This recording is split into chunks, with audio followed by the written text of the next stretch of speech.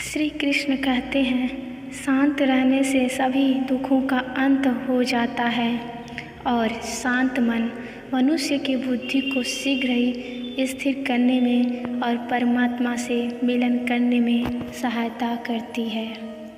जो बात सच पर आधारित होती है उसे कहने, करने और मानने से कभी नहीं डरना चाहिए। प्रेम सदा ही माफ़ी मांगना पसंद करता है और अहंकार सदा ही माफ़ी सुनना पसंद करता है। एक बार किसी को माफ़ करके अच्छे बन जाओ, लेकिन दोबारा उसी इंसान पर भरोसा करके बेवकूफ़ ना बनो। धर्म केवल हमें रास्ता दिखाता है, परंतु मंजिल तक तो कर्म ही पहुंचाता है। इंसान की इच्छा पूरी नहीं होती तो क्रोध बढ़ता है और उसकी इच्छा पूरी हो जाती है तो लोभ बढ़ता है। इसीलिए जीवन की हर स्थिति में अपने धैर्य को बनाए रखें। जिस मनुष्य के चारों तरफ नकारात्मक ऊर्जा वाले लोग रहते हैं, उस मनुष्य का मंजिल से भटक जाना तय है। आज यदि आपके बुरे दिन चल रहे हैं तो कल अवश्य ही अच्छा होगा।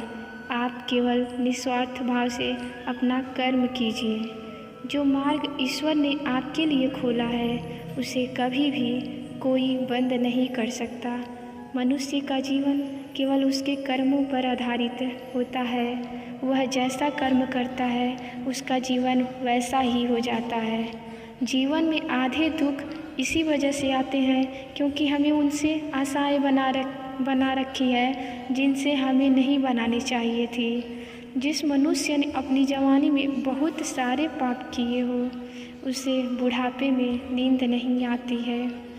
व्यक्ति को उसके कर्म का फल उसी तरह ढूंढ लेता है जैसे कि कोई बछड़ा सैकड़ों गायों के बीच अपनी माँ को ढूंढ लेता है।